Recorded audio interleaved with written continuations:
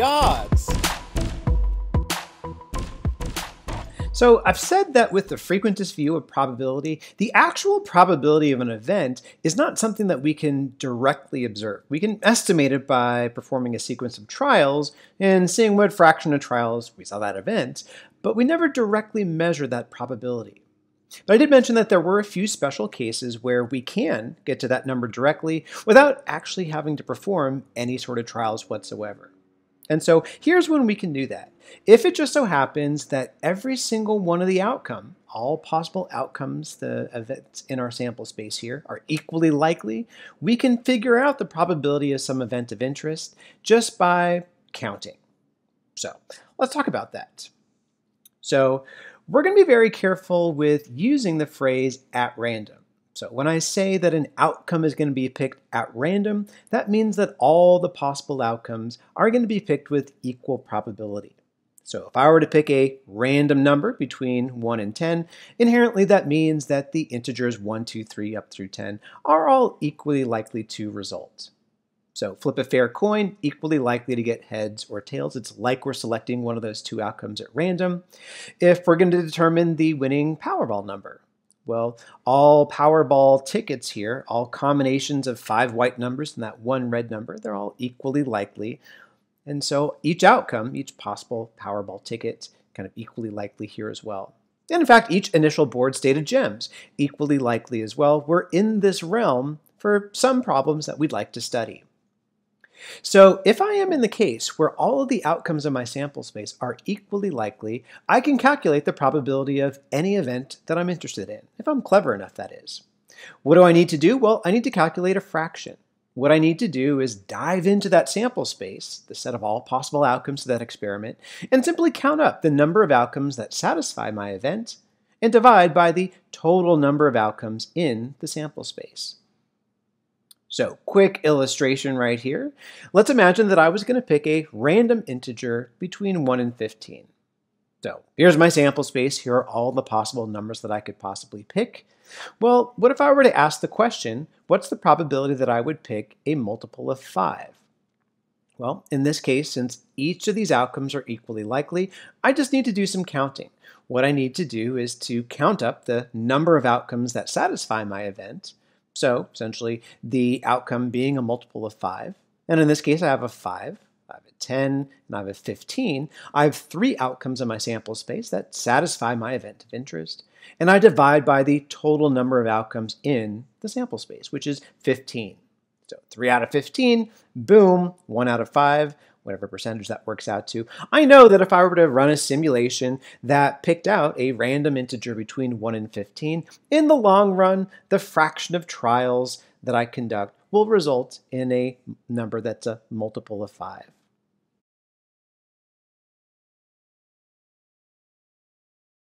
Another quick illustration, well, why don't we talk about dice?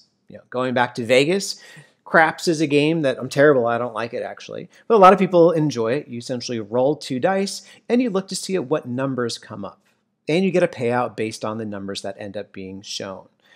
And so we might be interested in studying, well, what's the probability that the sum of the 2 numbers that result from these dice is a 7, or a 12, or a 2? So in this case, we can enumerate the sample space of our experiment. In this case, our experiment is rolling 2 independent dice. So one die is going to have the numbers 1 through 6. The second will also have a 1 through 6. And we can brute force enumerate all 36 possible outcomes in the sample space. Here in this case, the first number is the number on the first die. The second number is the number on the second die here. So in this case, my sample space has 36 outcomes. They're all equally likely. And so if I were to ask the question, well, what's the probability that I'm going to roll a 5? In other words, the sum of the 2 numbers being 5. All I need to do is do some counting. So since each of these outcomes are equally likely, I just need to go and find the ones where I have the sum of the 2 numbers equaling to 5. That would be these 4 that I'm highlighting right here. So I know immediately that the probability is 4 out of 36, or 1/9. If I were to go and roll a pair of die again and again and again and again and again and again and again, I would know that in the long run, about 1/9 of those rolls are going to result in me having a 5 for the sum of those 2 numbers being rolled. I could ask another question. Hey, what's the probability that the largest number among those two dice is a 4? All I need to do is go back and do that counting. So where do I find the rolls where the largest number is a 4? Well, I can highlight the set of 16 outcomes in that sample space where that largest number is a 4, so I know immediately the probability is 16 out of 36. No need to do a whole bunch of trials to estimate that probability because each of these outcomes in the sample space are equally likely. I know a priori that the probability of some event can be found by counting up the relevant outcomes in the sample space. Now, be careful because it's a very common fallacy to fall in the trap that after you've counted up the number of possible outcomes in your sample space, to just blindly assume that each is going to be equally likely. This calculation that we've gone through is only valid when those outcomes are being picked at random. So being at random essentially means you put all those outcomes in the sample space, you've reached down into the bag of the sample space and you kind of pluck out one of those outcomes. If that's the case, then this sort of counting is going to get you there for what that probability is. But most things out there, the outcomes in the sample space are not going to be picked at random. They're not going to be equally likely. So, illustration, what's the probability that someone receives an A in B's 533? So what are the possible outcomes? Well, you can get an A, you can get a B+, you can get a B, C+, C, D, and F. Don't get a D or an F, you're going to get kicked out of the program. No one really ever does unless they just don't do the work. So because we have 7 outcomes here, does that mean the probability of getting an A is only 1 out of 7? Well, no. If it was the case that at the end of the semester I essentially assigned a grade at random to every person, then yeah, the probability that someone would get an A is 1 out of 7 here. But the outcome of this class isn't being picked at random at all. It depends on how well you do on the homework, on the exams, how much you participate in class, etc. So the outcomes aren't being picked at random, so just because there are 7 outcomes doesn't mean there's a 1 in 7 chance of getting an A or a C+, etc. That's always like one thing that's always bothered me about watching reality shows. So most recently I was watching RuPaul's Drag Race All-Stars Edition, and they got down to the final 3 contestants. And so invariably, and this happens with all reality shows, you're down to the final 3, and one of the contestants invariably kind of looks to the other 2 and says, you know, there's a 1 in 3 chance that we're going to win, in this case, $100,000.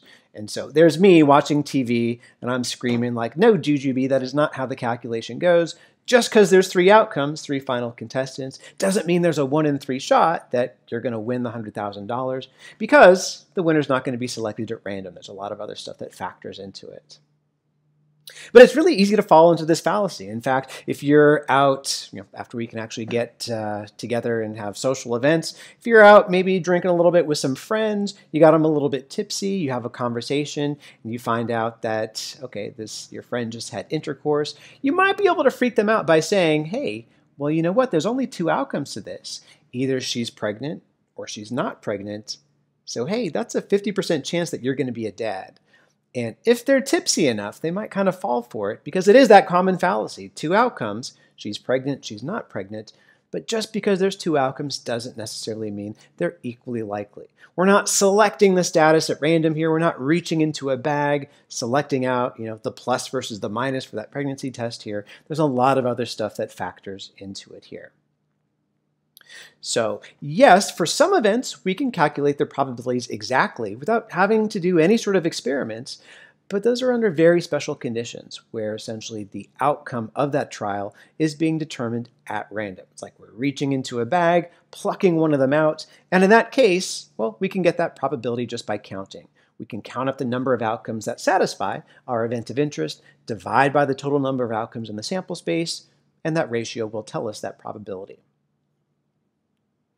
So that's all well and good, assuming we can actually count the number of outcomes that interest us, or the number of outcomes in that sample space. What if we run into a case where, for all intents and purposes, the sample space is infinite? So one of the examples we've talked about is measuring the time that it takes to get to work. Is it longer than 15 minutes? Is it less than 15? Is it between 13 and 17?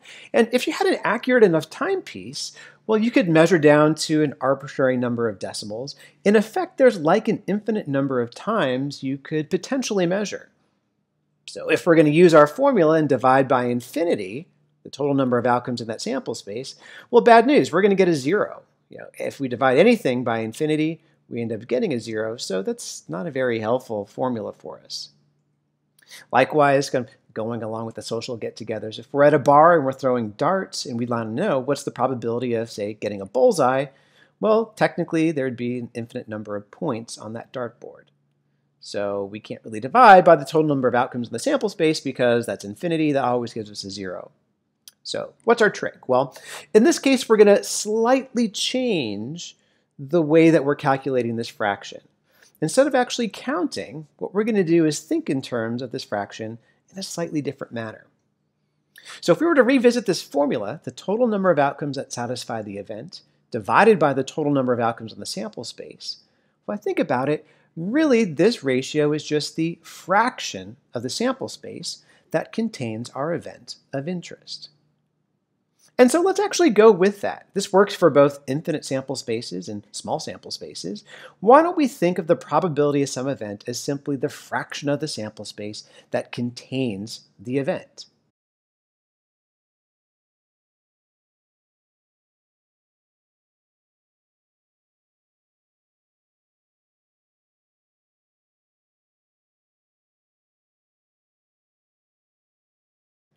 So here's our 2 dice that we've rolled. What's the probability the maximum number is 4?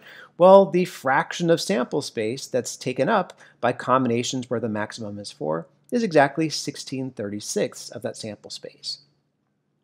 So that's how we'll get around it when we have an infinite number of possible outcomes we might choose from.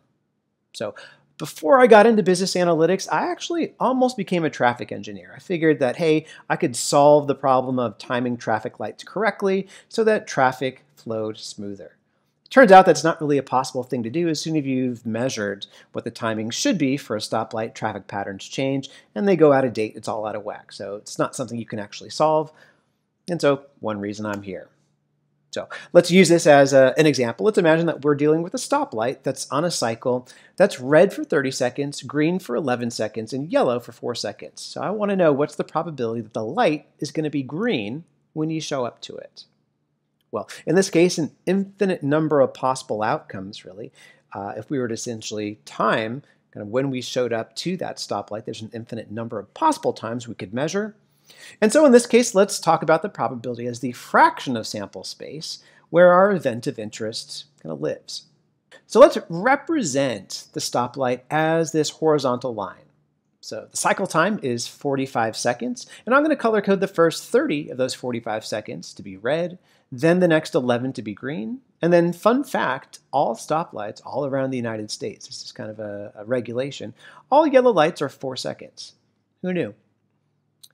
So here's my sample space. There's an infinite number of points to choose from. If I were to select a point at random, that's like picking a time to show up at the stoplight.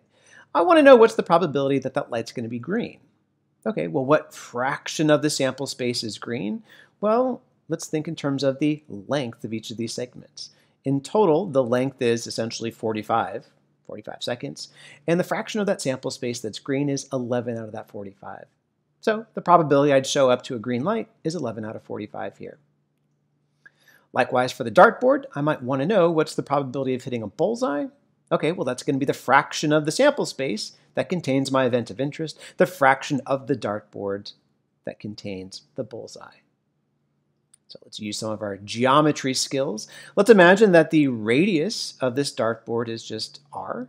And let's say that the radius of the bullseye here is 5% of that. So without loss of generality, we'll just say the radius is 1, and so the radius of the bullseye here is 0.05. If I want to get the probability of getting a bullseye, assuming I'm kind of randomly picking a point somewhere inside this dartboard, that would be the area of the dartboard divided by the area of the circle, the fraction of the sample space that contains our event of interest. So what's the area of the bullseye? Well, pi r squared, pi times 0.05 squared, or 0.0025 times pi. What's the area of the dartboard? Pi r squared, pi times 1 squared. That's easy, that's just pi. The pi's cancel out, and so we get a probability of about 0.25%. If I were to pick a point at random on this dartboard, there's a 0.25% chance that I would end up landing in the bullseye here. So here's something a little bit weird, though, when we talk about infinite sample spaces. And this might take a little while to kind of resolve in your mind. This is one of these paradoxes that kind of drove me crazy when I was learning about probability. So let's take the simple case of us picking a number between 0 and 1 at random. So many decimal places as we want. It's just somewhere between 0 and 1. What if I were to ask you the question, what's the probability that the number is greater than 0.75? Okay, well, that's not too hard of a question to answer. What is this probability? Well, it's the fraction of the sample space that contains numbers bigger than 0.75. It's like the sample space is a line that goes between 0 and 1. So above 0.75, that's 0.25 of the line, 25%. Easy, done, not too bad. But what if I were to ask the question, what's the probability that I would get exactly 0.75? All right, well, it's possible. It's one of those outcomes in the sample space. But here's the surprising thing if we want to stick with our definition of probability. The probability of getting exactly 0.75 is going to be 0. Why is that? Well, number of outcomes that satisfy our event of interest divided by the total number of possible outcomes. There's only one event of interest that satisfies being exactly 0.75. There's an infinite number of possible values to pick. 1 over infinity, well, mathematically that is defined to be 0. So here's kind of a mind-blowing paradox. If I were to pick a random number between 0 and 1, and that's something I can do if I were to just load up R, I can run RUnif, get one random number into a few decimal places. It gives me a value here. I can get some number out of it, but if I were to ask, well, what is the probability of actually getting that number? The answer is going to come out to be 0. And so there's the paradox. The probability of any particular outcome in an infinite sample space is always, mathematically at least, going to be defined to be 0, but yet there is going to be a probability of us actually observing it. Because something's going to happen, we're going to measure some number between 0 and 1, but a priori that probability was going to be 0. So here's one last kind of downer about our discussion about probability. Number one, we can never directly measure what the probability of some event is unless we're dealing with the sample space, all outcomes are equally likely. We can get maybe close to what that probability is if we're able to run an experiment. Our trials are independent, they're conducted under identical conditions. But here's kind of the third downer here. So when we're dealing with infinite sample spaces, which very often we do, size, weight, time, technically we could measure to infinite precision, maybe. We come up with the mind-blowing paradox, the head-scratcher, that the probability of any particular outcome is 0. So how do we get around this? How do we resolve this paradox? Well, here's where I think we need to realize that, especially in business analytics, math is more or less a tool. It's not really providing an absolute description of reality. And so I think that in the real world, there's probably no such thing truly as an infinite sample space. You try to measure something with a stopwatch, well, the stopwatch is going to have some precision. You're going to measure the length of something, well, that ruler is going to have some precision as well. And in fact, if you go and study quantum mechanics, all those kind of weird things, there becomes a limit on how precise you can measure absolutely anything at all. So at this point, my viewpoint is that there aren't really infinities that truly exist in the universe. There's no real infinite sample spaces out there. So this paradox doesn't really arise in the real world. It's kind of a mathematical curiosity, kind of a, well, what if there really was an infinity? Yeah, it kind of happens. But in the real world, there's not really infinities here. You could always count up the number of outcomes and do that ratio. It might be a really tiny number, might be 1 in 10 raised to the 10 raised to the 10 power, but it's still going to be a non-zero number here. All right, so I do want to leave you with one additional paradox, a little bit of mind candy, if you will. And this one is really not going to set well with you until you think about it really for quite a while. If you really like thinking about philosophical topics, this one kind of ruins you for a little while until you figure it out or kind of become comfortable with the answer or solution here. And this is known as Bertrands paradox. I remember learning about this in high school. I didn't quite get it at the time. It wasn't until I studied probability a little bit more in depth when I was a graduate student, but it's still curious and kind of bizarre all the same. So Bertrand, he's a famous philosopher, I think, that lived a long time ago. long time ago, before the internet, before TV, what do? They sat around and thought of stuff to, make their head scratch, kind of figure out these things. And so here's what Bertrand posed to us. He said, consider an equilateral triangle that's inscribed inside of a circle. So here's our circle, and here in blue we have this equilateral triangle. All three sides are the exact same length. So not the most engaging of topics, but that's what they did back in the day. And so he had a question. He said, okay, if we imagine one of these circles and one of these equilateral triangles inside it, what if I picked a random chord in that circle? So a chord is just any line that connects 2 points on the circle. So these two red lines, these are both chords here. And he had a question. What's the probability that the chord is going to be longer than a side of this equilateral triangle? So in this case, the line A to X prime is shorter. In this case, A to X is longer. So sometimes the chords are, sometimes they aren't. So some number between 0% and 100% here. So what's the answer to this? Well, let's approach the problem. So let's consider the following experiment. We're just going to pick 2 points on the circumference of the circle at random and then connect them to make a chord. And without loss of generality, we'll just kind of rotate one of those points so that it always lands right here. So depending on the 2 points that we selected, we might select here and here so that this red line here represents the chord. Or we might select this chord, this other red line, or the blue one, or this other blue one here. So if we think about it, in order for this randomly picked chord to be longer than the side of one of these equilateral triangles, well, essentially that second point needs to live in this 1/3 of the circle. All of these lines are going to be longer than the side of the equilateral triangle. So thinking in terms of the fraction of the sample space where our event occurs, if the circumference of that circle is our sample space, 1/3 of that circumference is occupied by places where you would get a chord that's longer than the side of the triangle. And so the probability is 1/3. Done. Sounds reasonable, right? Well, what about this? What if instead we picked a random chord in the following manner? Why don't we go ahead and just draw a radius of the circle from the center to the outskirts in black. And to get that chord, we're just going to pick a random point on this line here, on this radius. And then perpendicular to that, that's going to be our chord here. So depending on where we pick, we might get either these 2 red lines, these 2 blue lines, etc. So looking deeply at this diagram, what we find is that, okay, if we're kind of above and to the left of where this radius intersects the line of that triangle, all of those chords are going to be longer than the side of the triangle. Anything above here, we're going to get a chord that's pretty big. Anything below this, and we're going to get a pretty short chord. So where's that dividing line? Well, it just happens to be right in the middle of that radius. So if we were to choose a point somewhere along this line, each of these points being equally likely, well, there's a 50% chance we'd get a line that's longer than the side of that triangle, and a 50% chance that we'd get a line that's shorter. So the probability that a randomly picked chord is going to be longer than the side of an equilateral triangle, 50%. That's easy. That sounds airtight, right? There's no flaws in that logic. So which is it?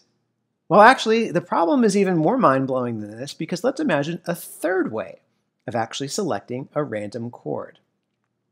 Why don't we go and just pick a random point somewhere inside that circle, and we're going to use that as the midpoint of the chord.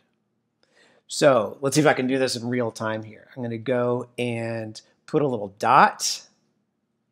I randomly pick this point right here. Boom. That's my point. And so what I'm going to do is I'm going to use that as the midpoint of the chord. So that's going to be right in the center of that chord.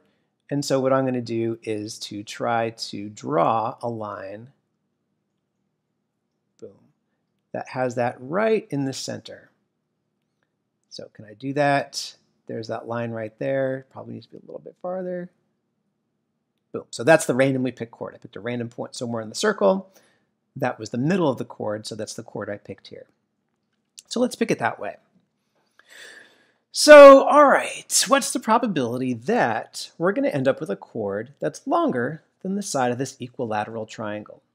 Well, Each of these points inside the circle are equally likely, so we just need to find the fraction of the sample space that end up with chords that are longer than the side of the equilateral triangle. And after thinking about it for quite a bit, you might be able to convince yourself that as long as that randomly picked point is somewhere inside this smaller circle right here, so here's the midpoint of that curve, or that chord, here's the midpoint of that curve, as long as we get midpoints that are right in the center here, we're going to end up with a chord that's pretty darn long, bigger than the side of the equilateral triangle.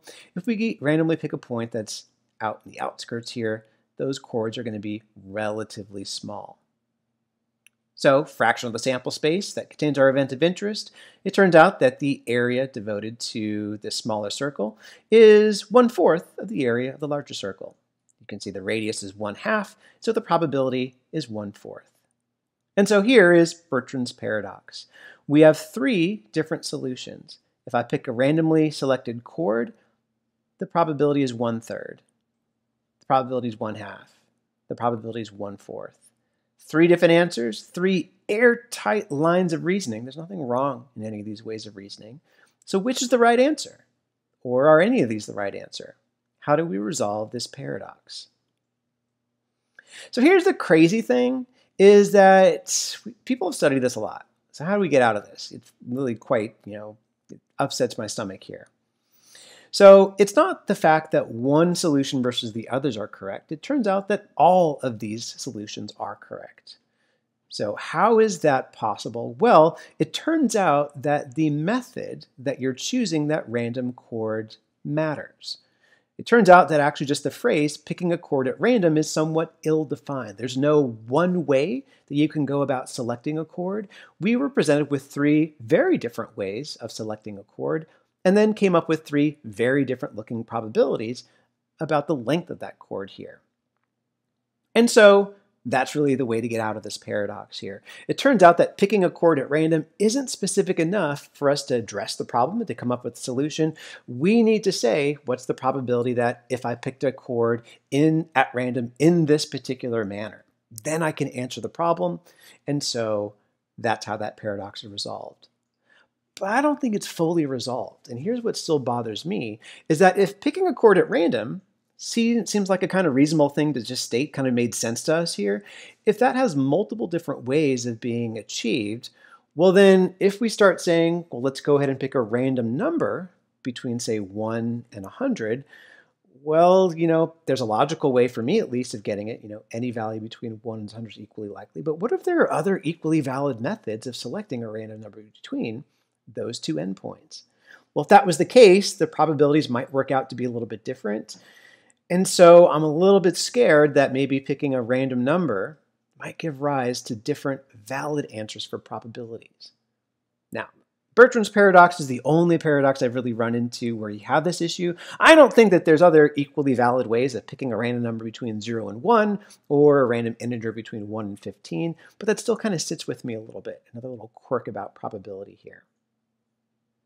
So going back to Bertrand's paradox before we close this out, let's actually look at those chords that are picked, those 3 different methods. I'm going to ask you which of those methods feels the most random to you. And I'm going to show you 2 different things. This is just lifted off Wikipedia, so citation needed. Yeah, that's Wikipedia right here. So we had those 3 methods, 1, 2, and 3. These dots represent the center points of those chords, where that's located. Those first 2 methods, I'm a little bit uncomfortable with that method because it looks like the centers of those chords are somewhat concentrated towards the center of the circle. That doesn't feel very random to me. This feels like a very random placement of points. So in that case, method 3 kind of feels like it's the most random, at least in terms of where those chord centers are.